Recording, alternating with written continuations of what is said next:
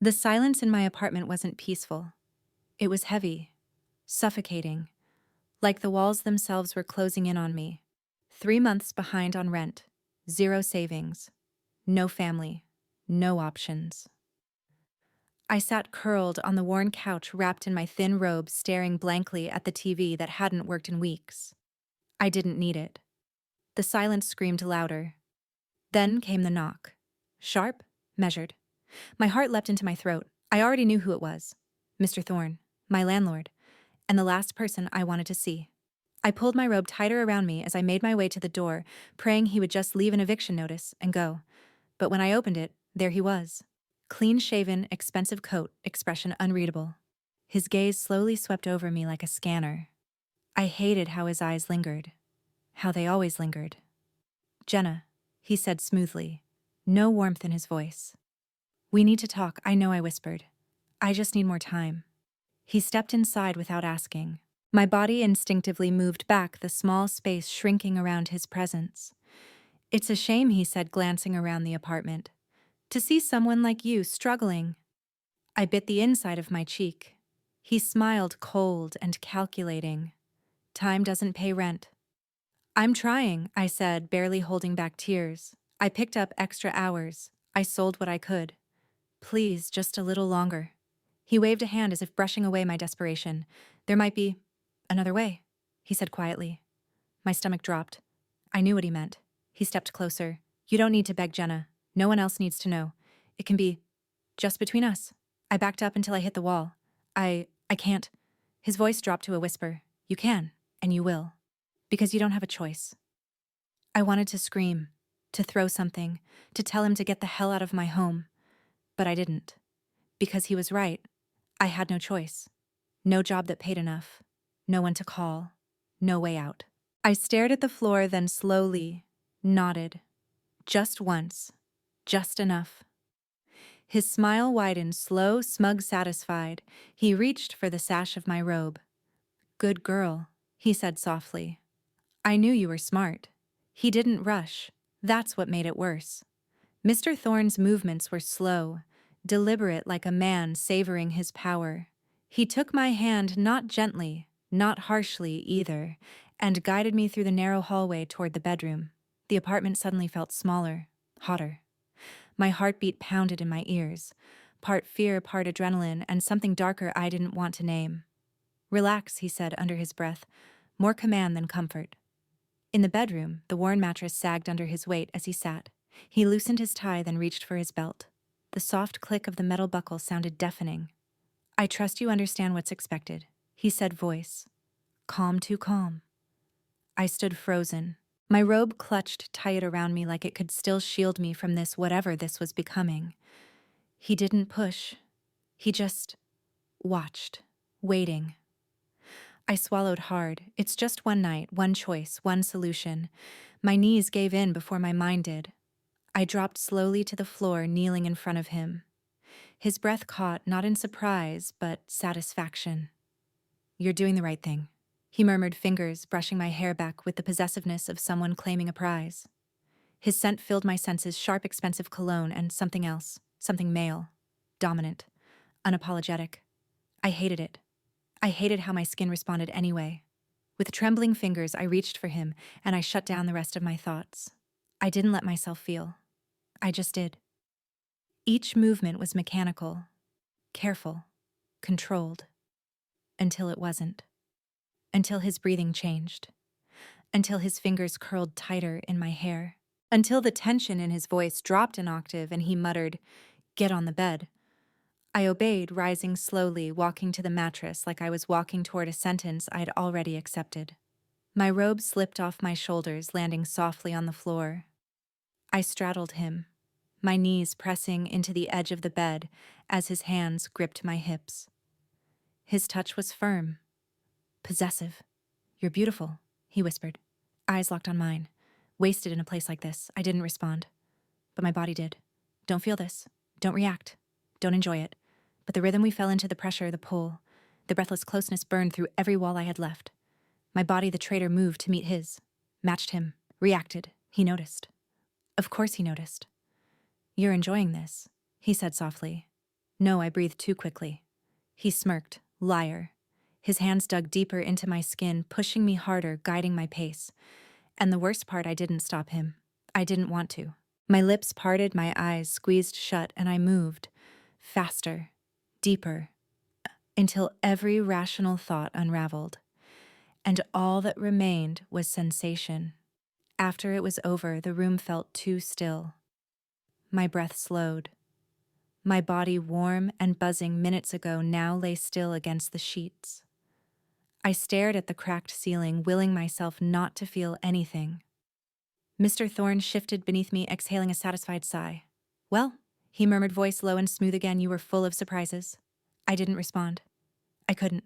I rolled off him and sat at the edge of the bed, clutching the robe to my chest like armor that came too late. My legs trembled.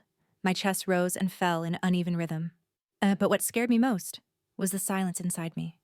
No tears, no guilt, just numbness. And underneath it, something darker, a spark. Not of shame, but of power. He watched me from behind, propped against the headboard like a king surveying his conquest. You don't need to act so broken, he said quietly. You enjoyed it more than you're willing to admit. I turned my head slightly, eyes narrow. It was survival. He smiled, eyes gleaming. Sometimes those are the most honest moments. I looked away, anger and confusion twisting in my gut. I wanted to hate him. I wanted to hate myself. But I couldn't ignore the way my body had responded. The way for a few terrifying minutes I felt wanted. And in control. He stood and began buttoning his shirt. I have another offer, he said casually, as if we were discussing rent again. My heart skipped. What kind of offer? He didn't look at me. There are men, he said, adjusting his cuffs, who would pay generously for a woman like you. Not just for a night. For an experience. I froze. You're joking. He finally turned. Do I look like a man who jokes? I stared at him, the words crashing into me like cold water. You want me to sell myself? I want you to stop pretending you're helpless, he said calmly. You're smart. You're beautiful. And now you know you're capable. I shook my head. That was different. Was it? His smile returned, measured, patient, unnervingly sincere. You've already crossed the line. Why not walk the path? I stood up, gripping the robe tighter. This was supposed to be a one-time thing. He nodded slowly. So was survival once. He reached into his coat pocket and pulled out a sleek black business card, placing it gently on the nightstand beside my worn lamp. 2 men. 1 night. $10,000. I stared at the card, every muscle in my body screaming in conflict. You have until tomorrow. And with that, he walked out the door, clicking softly shut behind him. I stood there, the hum of the old fridge, the only sound in the apartment. $10,000. 1 night. 2 strangers. I should have thrown the card away. But I didn't. I just stared at it and wondered why the idea didn't terrify me as much as it should have. The card sat untouched all night. Black, minimalist. No logo. Just a name and a number. $10,000. 1 night. 2 men. I didn't sleep. I couldn't. Every time I closed my eyes, I saw myself in that room again with Mr. Thorne. I felt the shame, then the thrill, then the shame again. It should have ended there. But by morning, the card was still on my nightstand, and I still hadn't thrown it away. By noon, I had taken a shower, brushed my hair, and was standing in front of my closet with nothing to wear. At 2:17 p.m., I sent a text to the number on the card. I'm in. No name. No introduction. Just those 2 words. At 2:19 p.m., the reply came, pick up at 7. Wear what Thorne left for you. I froze. He had planned this. Of course he had. That evening, hanging on my doorknob was a dress bag. Inside, a fitted black dress with a neckline that dipped a little too low and a slit that revealed more leg than I was used to. It was stunning and terrifying. I slipped it on. The heels were impossibly tall, but they made my legs look like someone else's, longer, stronger, less like me. When I looked in the mirror, I didn't recognize the woman staring back. And maybe that was the point. At 6:59 p.m., a sleek black car pulled up in front of my building. Tinted windows, driver in a suit. He didn't say a word, just opened the door. I slid in.